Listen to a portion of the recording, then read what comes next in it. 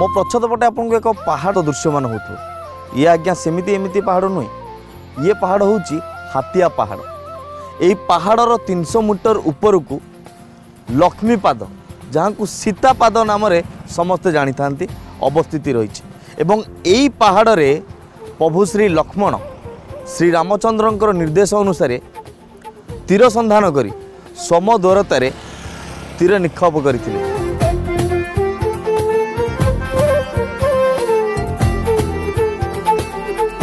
दर्शक बंधु पाहाचर तो वर्तमान निर्माण कार्य चली किंतु खाली जे पाहाच पाईगले आपण आगू बढ़ीजे एवं माता सीतांकर पाद को दर्शन करेंगे सेटा भूल कथा।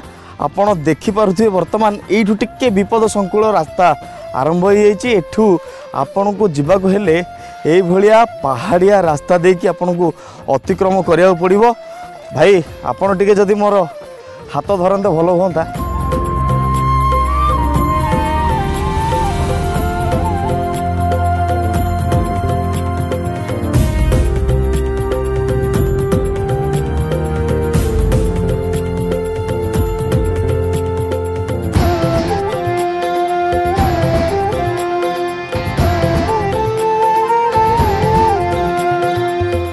कहुए जे यही जो स्थान त्रिकूट धाम देखा मिले जहाँ त्रिभुज आकार रही जो 3टी मंदिर रही वैद्यनाथ रामनाथ एवं सिंहनाथ माँ यही पाद स्थान पाद चिन्ह आपड़ जदि गोटे स्थान रहीकि देखिए ताले गोटे जगह वैद्यनाथ को देखिपारे गोटे जगह रामनाथ को देखिपारे आ गोटे जगह सिंहनाथ को देखिपारे।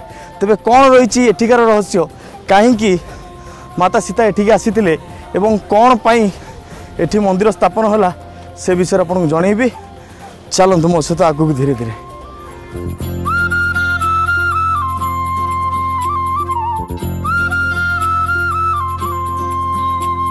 दर्शक बंधु मु वर्तमान हातिया पहाड़र पाददेशरू 300 मीटर ऊपर अच्छी।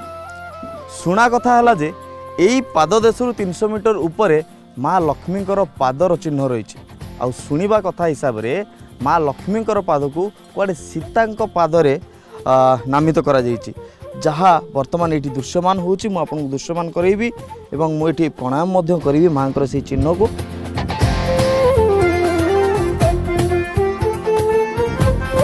यही पहाड़ रे माता सीतांकर पाद चिन्ह हो बा माँ लक्ष्मींकर पाद चिन्ह हो जहाँ आम शुणी आसचु किंतु विश्वास योग्य नुहे आ किछि लोक या विश्वास करुछन।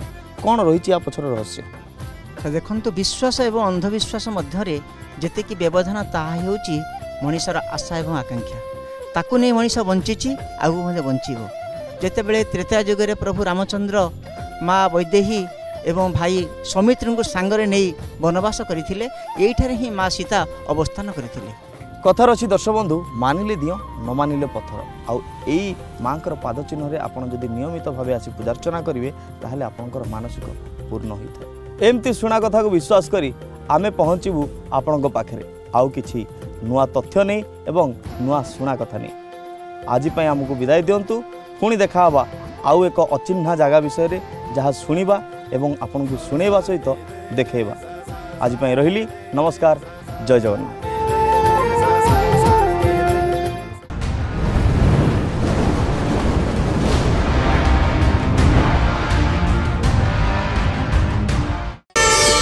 प्रार्थना आम आनंदर उत्स।